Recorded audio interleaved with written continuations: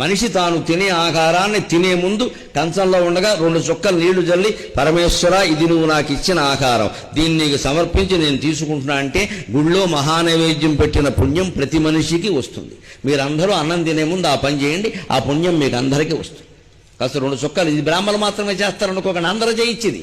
ఈ నీళ్లు జల్లడానికి బ్రాహ్మణుడు ఎందుకమ్మా? ఇక్కడ మంచినీళ్ళు ఉన్నాయి, గ్లాసులో ఉన్నాయి, కాస్త కుడి చేత్తో 2 చుక్కలు నీళ్లు తీసి అన్నం మీద జల్లడం. అంతేకాదు ఇంకో పద్ధతి చెబుతున్నా, అన్నం తినే ముందు అన్ని పదార్థాలు వడ్డించాలి. కింద పక్కన పళ్ళేల్లో పెట్టినా సరే, కంచంలో పెట్టినా సరే అన్నీ వడ్డించాలి, అప్పుడే నైవేద్యం పెట్టాలి.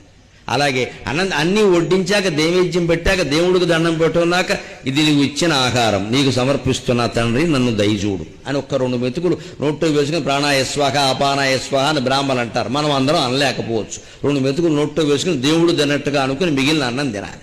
కొంతమందికి ఉండే దుర్లక్షణం ఏమిటంటే, పచ్చడి వేస్తే పచ్చడి నాకేయడం, స్వీట్ వేస్తే స్వీట్ నాకేయడం. ఈ నాకేస్తే కుదరదు ఇక్కడ.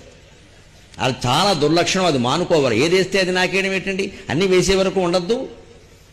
అలాగే వీడు నాకేసిన తర్వాత మళ్ళీ అసలు కూర పట్టుకొచ్చి మళ్ళీ వేయాలి. అక్కడేముంది? లేదు ఇక్కడ. ఇది చాలా దుర్లక్షణం. ఇది కొంతమందిని చూస్తే